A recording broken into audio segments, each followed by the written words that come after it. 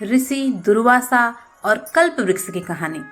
एक समय जब श्री रामचंद्र जी के दर्शन के लिए अपने 60,000 शिष्यों सहित दुर्वासा ऋषि अयोध्या को जा रहे थे, तब मार्ग में जाते हुए दुर्वासा ने सोचा कि मनुष्य का रूप धारण कर यह तो विष्णु जी ही संसार में अवतीर्ण हुए हैं।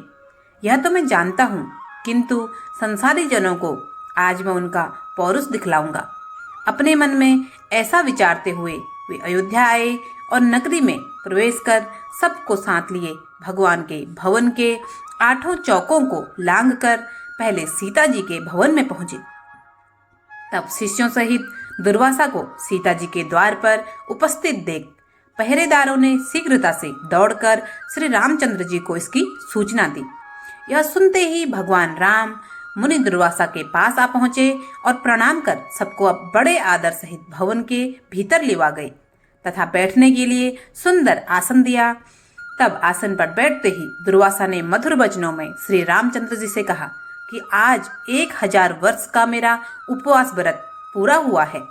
इस कारण मेरे शिष्यों सहित मुझे भोजन कराइए और इसके लिए आपको केवल 1 मुहूर्त का ही समय देता हूँ। साथ ही यह भी ज्ञात रहे कि मेरा यह भोजन जल, धेनु और अग्नि की सहायता से प्रस्तुत न किया जाए। केवल 1 मुहूर्त में ही मेरी इच्छानुसार वह भोजन, जिसमें विविध प्रकार के पकवान प्रस्तुत हों, मुझे प्राप्त हों। इसके अतिरिक्त यदि तुम अपने गृहस्थ धर्म की रक्षा चाहो तो शिव पूजन निमित्त मुझे ऐसे पुष्प मंगवा दो जैसे पुष्प यहाँ अब तक किसी ने न देखे हों। यदि यह तुमसे ना हो सके तो मुझसे स्पष्ट कह दो कि मैं इसमें असमर्थ हूँ, मैं चला जाऊं। तब मुनि की इस बात को सुनकर श्री रामचंद्र जी ने मुस्कुराते हुए नम्रता के साथ कहा, भगवान, मुझे आपकी यह सब आज्ञा स्वीकार है। तब रामचंद्र की बात सुनकर दुर्वासा ने प्रसन्न होकर कहा, मैं सरयू में स्नान करके अभी तुम्हारे पास आता हूँ, शीघ्रता करना।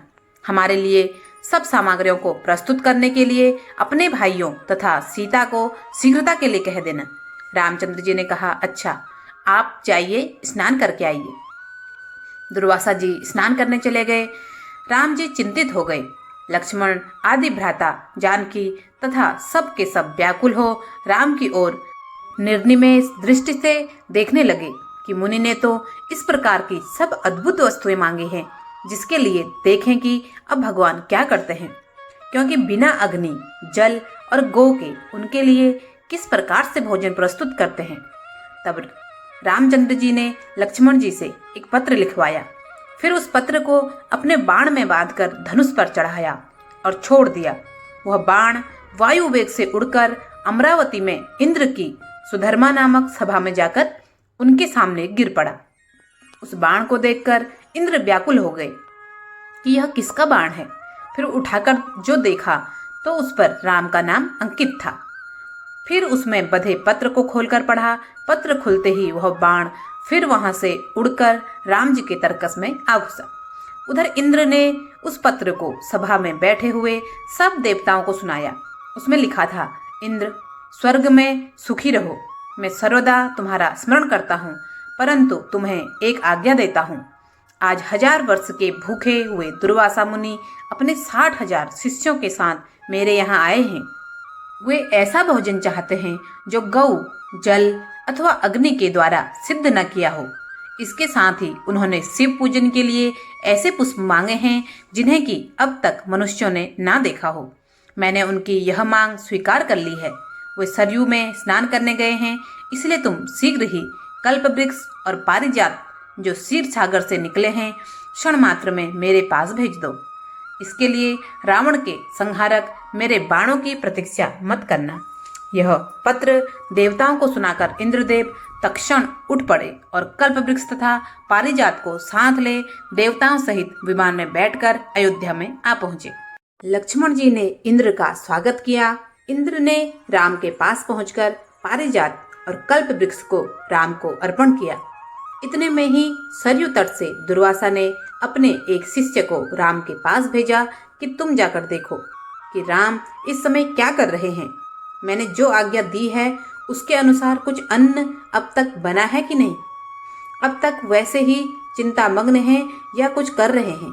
यदि मेरी आज्ञा अनुसार पकवान प्रस्तुत कर रहे हैं तो अब तक कितनी सामग्री तैयार हुई है, यह सब तुम चुपके से देखकर मेरे पास आओ।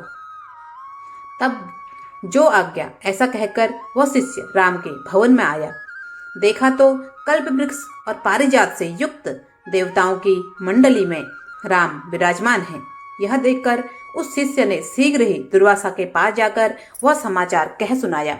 शिष्य की यह बात सुनकर दुर्वासा को आश्चर्य हुआ। स्नान कर शिष्यों को साथ ले दुर्वासा ऋषि श्री रामचंद्र जी के सुंदर भवन में आ पहुंचे। दुर्वासा जी को आया देख देवताओं सहित राम ने उठकर उन्हें तथा उनके सब शिष्यों को बड़े आदर के साथ प्रणाम किया और उत्तम आसन पर बिठाकर सीता तथा लक्ष्मण आदि के साथ उनकी पूजा की।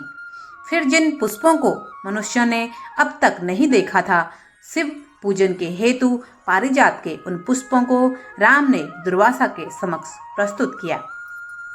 उन पुष्पों को देख मुनि दुर्वासा ने एक बार तो आश्चर्य किया, किंतु मौन भाव से उन्हें ग्रहण कर शिव जी तथा अन्य देवताओं की उन पुष्पों से पूजा की। फिर उसी क्षण श्री रामचंद्र जी ने लक्ष्मण तथा सीता आदि को सब भोजन परोसने की आज्ञा दी। तब दिव्य अलंकारों से विभूषित सीता ने कल्प वृक्ष और पारिजात की पूजा कर अनेक पात्रों को लाकर उनके नीचे रख दिया और वह प्रार्थना करती हुई इस प्रकार बोली कि हे क्षीर सागर से उत्पन्न होने वाले देवताओं के मनोरथों को पूर्ण करने वाले कल्प वृक्ष, आज शिष्यों सहित हमारे यहाँ आए हुए दुर्वासा को तुम संतुष्ट कर दो।